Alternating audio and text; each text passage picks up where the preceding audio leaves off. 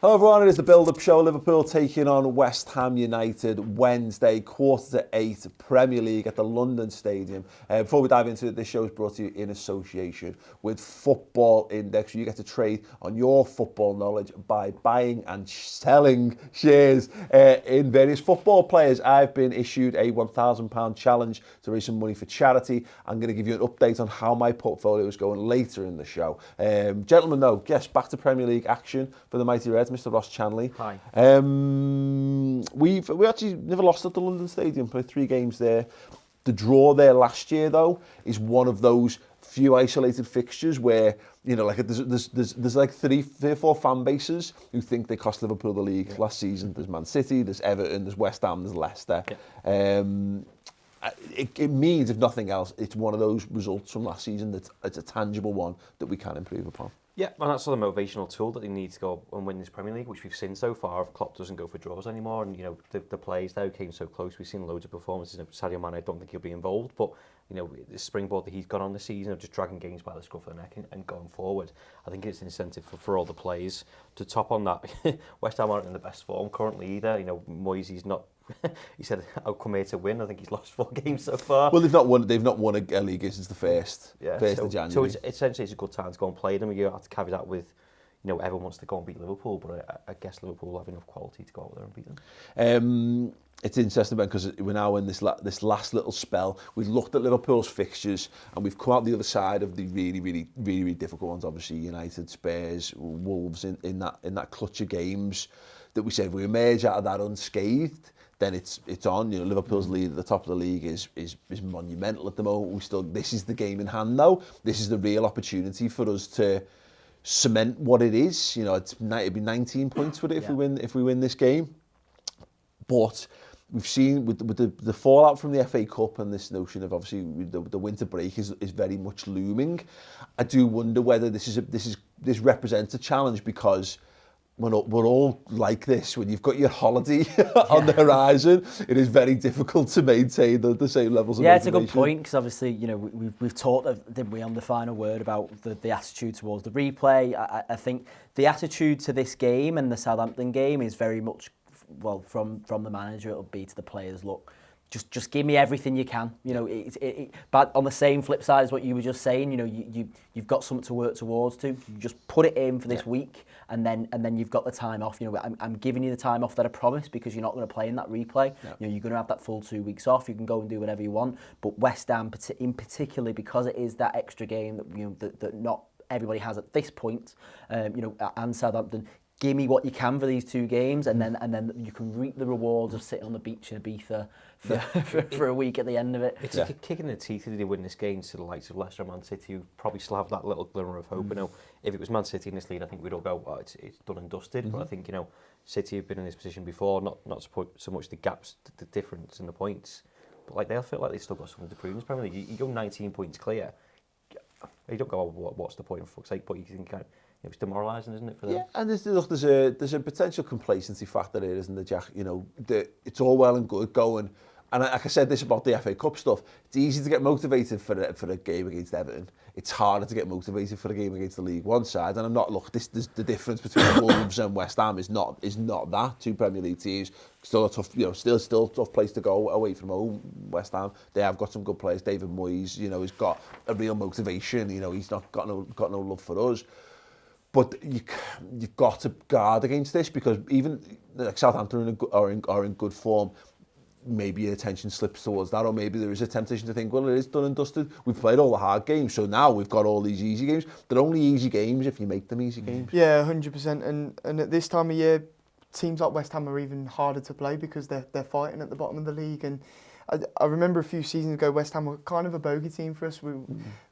Going to the bowling would be difficult. Obviously, we've not lost at the London Stadium yet, and I hope that continues. But it's not going to be an easy game. You know, that they've got a game in hand. This is their chance for them to sort of pull away from that bottom. Well, they're in big trouble, aren't they? Chris is going to be doing the Oppo preview a little bit later on in the show, but you know they are looming ominously over the drop zone. There was that graphic that came out prior to around December time, and it's about Everton and West Ham. They'd had relatively easy starts to the season, and from then it got more and more difficult. This isn't a banker for, this is not what something that they'll be looking to pick points up in, but you're dead right, it being that game in hand, it gives them opportunity. Look, if they were to beat us, it sends them up to, okay, only 15th, but it does give them that little bit of a cushion. Especially with how poor Bournemouth and Norwich have been in particular. You know, Villa are starting to sink. Burnley haven't been great either. I know obviously they went and beat United last week, but you know that's the encouragement that they'll take if they can pull off a win here and get themselves onto 26. You know, they're going to Bournemouth are going to struggle. You know, they're going to want to continue to struggle, and West Ham, you know, particularly with the change in manager, you know, they were big, weren't they, the West Ham players, on wanting Moyes back, which I thought was interesting. Like that they asked, you know, and you know, roll your eyes, shake your eyes at Moyes, but shake your head at Moyes. But if the players, shake your eyes at Moyes. But if that's, you know, if that's what the players feel that they responded better to, and that you know they asked for David Moyes to be back in charge, then you can't really argue. It's not going well so far, is it? No. It's not even just that though. This time of the season for a team like West Ham, a point is important for them, and fighting for a point for them at home against Liverpool will turn their season around. And it's one of them games where I don't think we'll slip up because we're just unstoppable at the minute this season. We've got triple the amount of points, nearly. Yeah.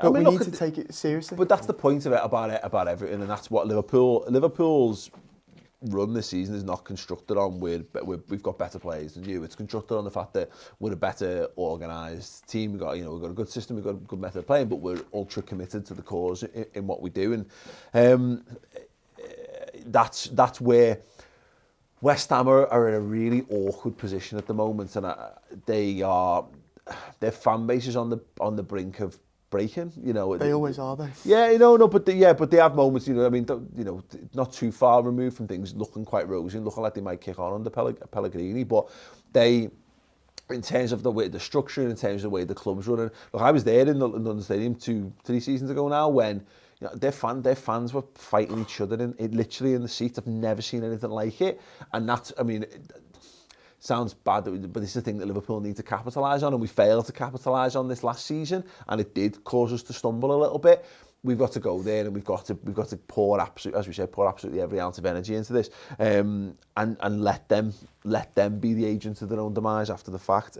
One player that I think is worth having an interesting chat on. We'll do more on the team after the break, Ross. But Fabinho, most of us, you know, there was a strong conversation prior to the Man United game about, does he just come straight back in to this team? This isn't even a Jordan Henderson conversation at the moment.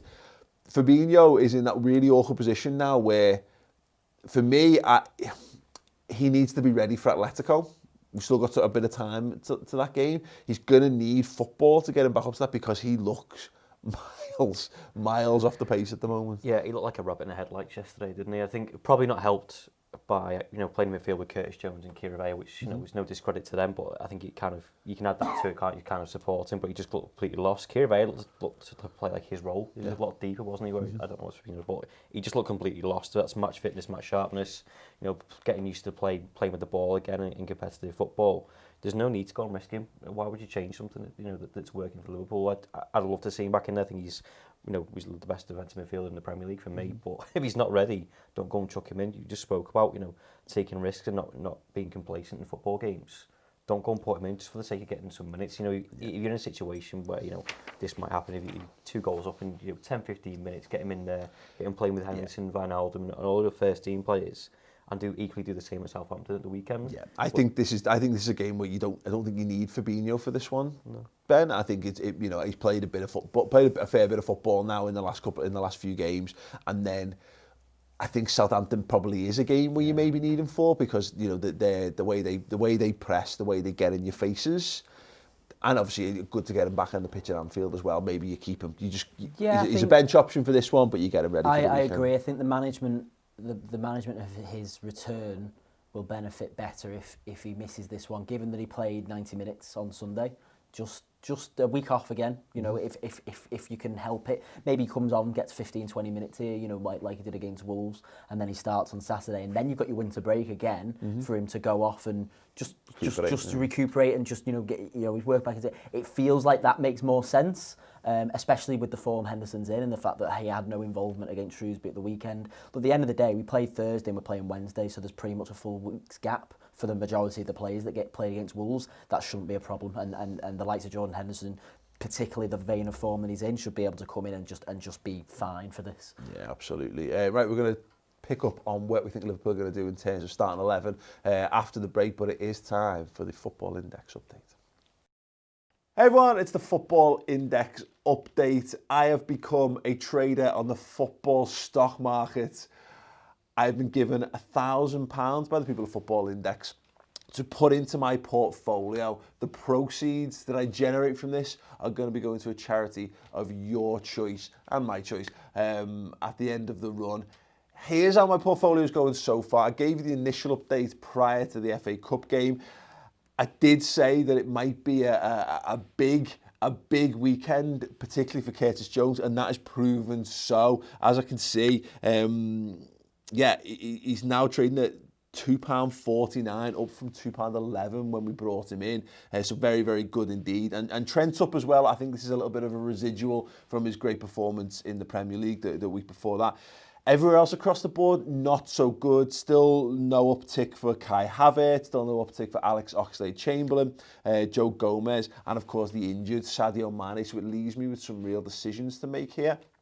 Please let me know what you think I should be doing with this.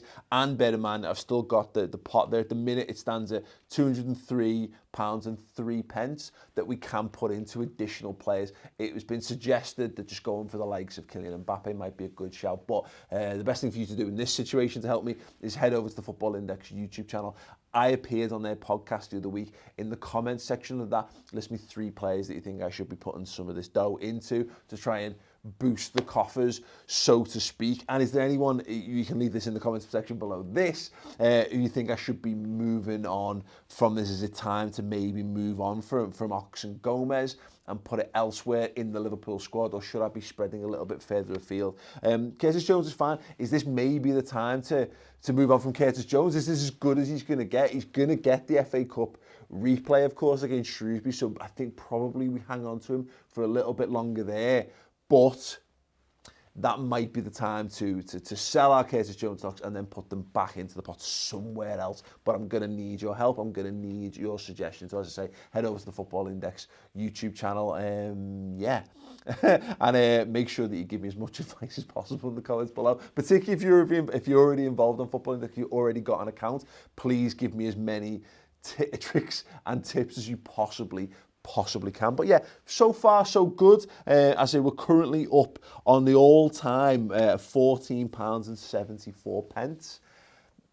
That's good. Can we get better? Yes, but it's going to be up to you. Okay, that's enough from me on the Football Index update. We're going to move things on and back to the show. It's Nicky from West Ham Fan TV. Have a little chat with Mr. Chris Pajak. What is West Ham's strength this season? Strength. Yeah. If it rains and we get the game called off, that's the only fucking hope we've got. Honestly, we've got no strength. I mean, I've got our best goalkeepers out, so we can't even fucking, unless we pray for a miracle. Honestly, our best strength at the minute would be prayer. They're our strengths. Prayer. Prayer and rain. Prayer and rain. You know, pray for rain. We might. Okay, we've not got too much time left, but what are your weaknesses? Fucking playing football. Yeah, thank you very much to Football Index and, of course, to Nicky Hawkins from West Ham Fan TV. The full version of that will be out on the YouTube channel, so do watch the rest of the Oppo preview. Right, gents, the team. It's probably just going to be this, barring, I mean, Mane's the only one, we're not 100% savvy on where he's up to, Ross. I don't think he'll play. Yeah, I mean, in that instance, it's probably just as simple as Origi coming in, but, I mean, look, he was pretty crap against Shrewsbury. Minamino's still getting up to speed. It's whether we feel there's more benefit to getting the game time for Minamino, or do we go with the more tried and trusted of Origi? The problem is, Origi doesn't really get a chance.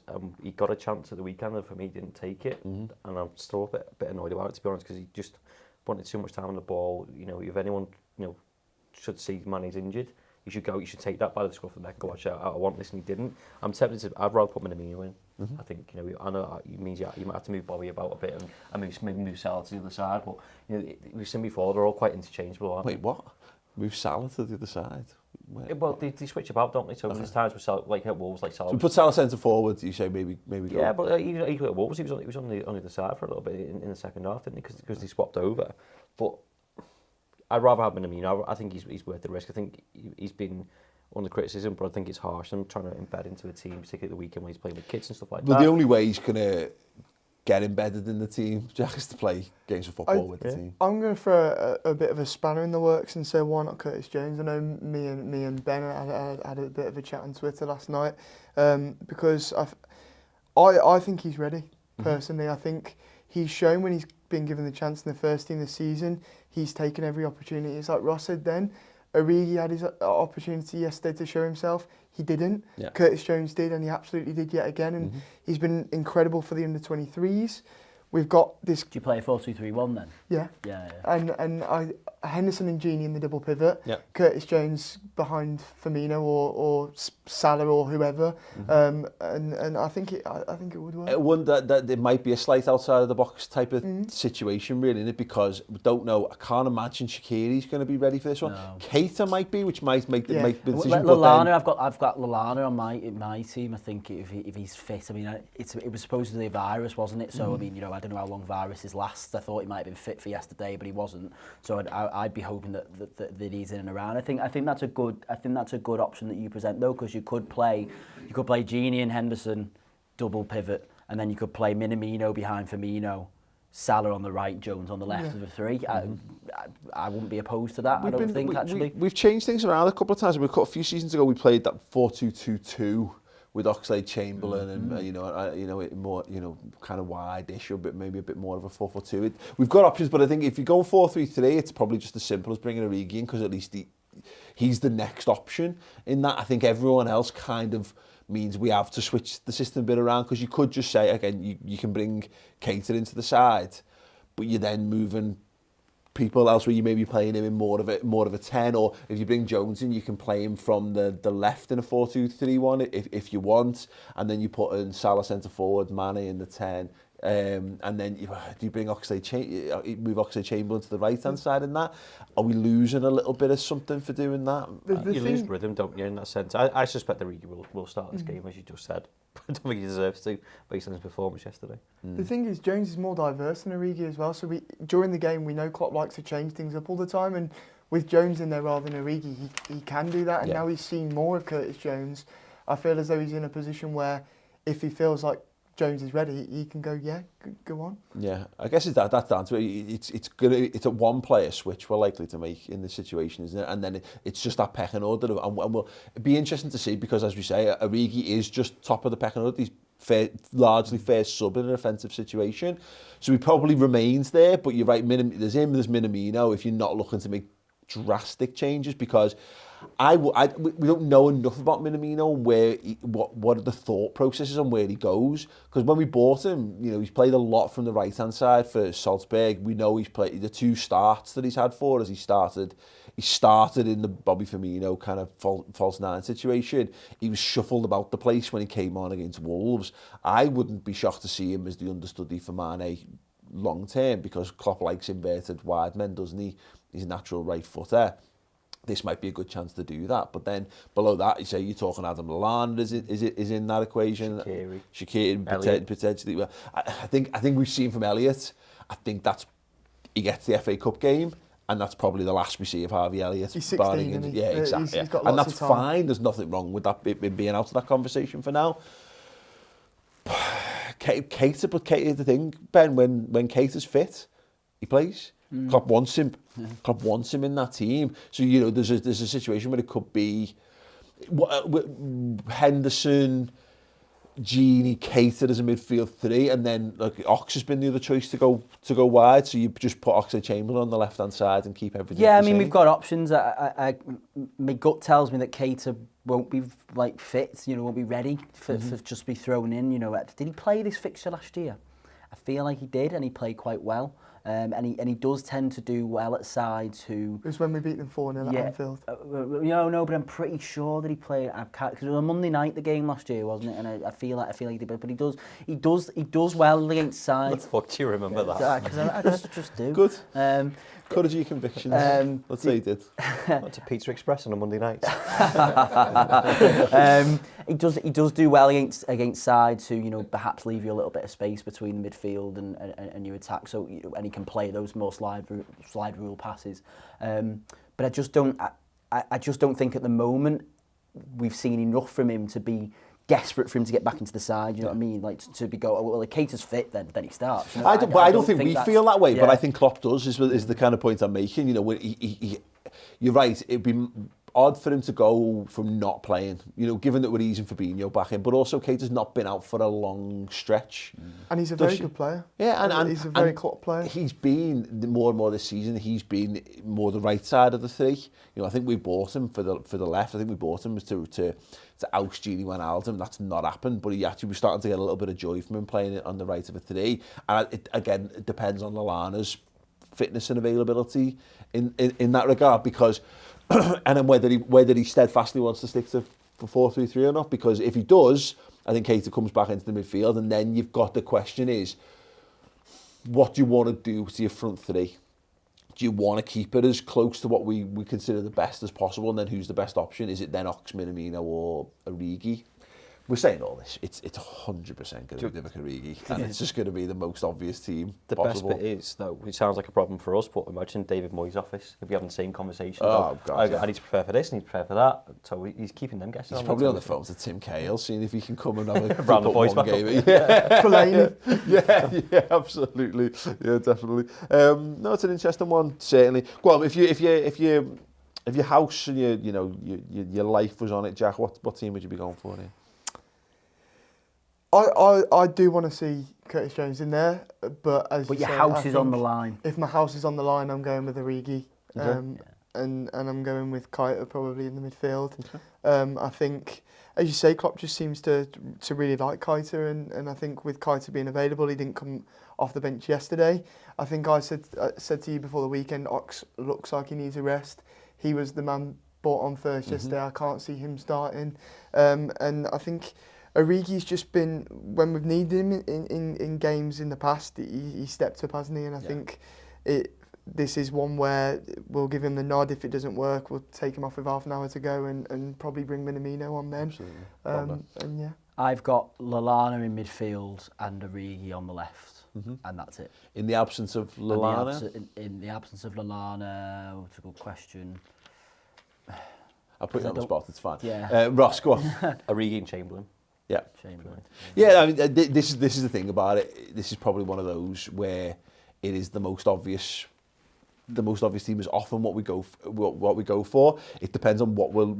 Southampton's going to be a key figure for this, and maybe we think, because look at Keita was really good in the away game against Southampton last season. He has an important role to play. If he thinks that's the more elite, like we're going to need our best of our best for that game to get across the line, then maybe this is one where Keita comes on. You give Keita 20 minutes at the end of this just to get him back into some form of rhythm, and then he starts the weekend, in which case Ox and Origi is probably that makes the most obvious sense. Score prediction, what do we think? 3-0. Just get in there. 3-0? 3-1. 2-0. Yeah, I'll take a 2-0. I'll take a 2-0 on this one. We've scored 9 in our last 3 against them. We scored 4 twice prior to the draw last I'm only year. saying we're going to concede one because I've triple captained Allison, so it's just bound to happen. bound to happen. Did a Origi hat-trick? Even said I don't want him, I think he'll score 3 goals. Yeah, absolutely. No, it's one of those, as I said, the way they're at the moment, I think if we have a strong first half, I want to see us get back to that performance, the Leicester away performance, where we're just ruthless. And I don't think we've been truly ruthless in enough games of football this season. And largely that's because I think we're managing the season better. We're not a team that goes and blows itself out in 60 minutes, which we were very much at under Brendan Rodgers. We were at the start of Klopp's reign.